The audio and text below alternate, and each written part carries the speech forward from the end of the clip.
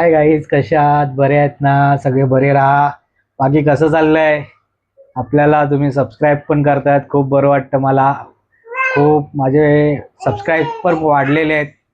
असं तुमचं मला प्रेम द्या, सगळ्या गोष्टी खूप बरं वाटलं मला. आणि आज मी तुमच्या समोर आहे ना, एक मस्तपैकी गाणं एक लाडक्या भावलीसाठी सादर करणार आहे. ती माझी मम्मी करणार आहे. तर माझी मम्मीकडे बघा. नमस्कार गाईज.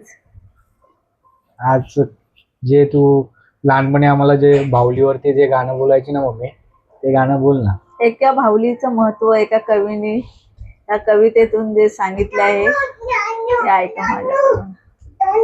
लाडकी भाऊली होती माझी, मिळणार तशी ना शोधून दुसऱ्याला. किती गोरी गोरी गाल गुलाबाचे फुलले, हसते केसते सुंदर काली कुरले, झाकती उघडती निली आसरे डोले, पण ओठ दसे की आताच खुदिकन हसले, अंगात शोभला झगारी शमी लाल, केसावर फुलले लाल पितीचे फूल, कितीतरी भाऊल्या होत्या माझ्या जवळी, पण तीच सोनुली फार मला आवडली. मी तिच्यास गेली मालावर गेलाया, मी लपून म्हणते सारी सुखी होया. किती शोध शोधली कुठे न परती दिसली, परतल्या घरी मी होऊन मुसलेली, वाटले सारखे जावी त्याच ठिकाणी, शोधुनी पावावी पुन्हा पुन्हा ती चिमणी.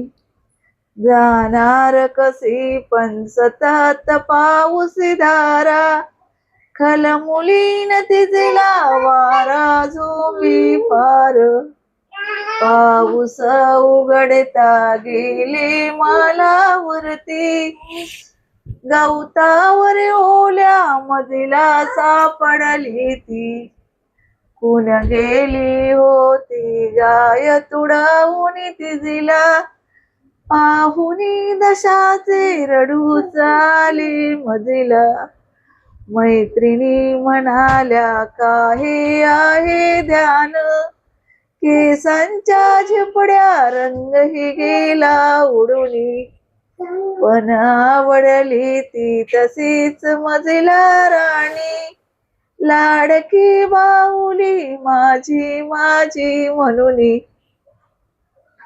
खूप छान, खूप छान, खूप बरं वाटलं ऐकून. आणि त्या कवितेच्या माध्यमातून खूप काही गोष्टी आहेत.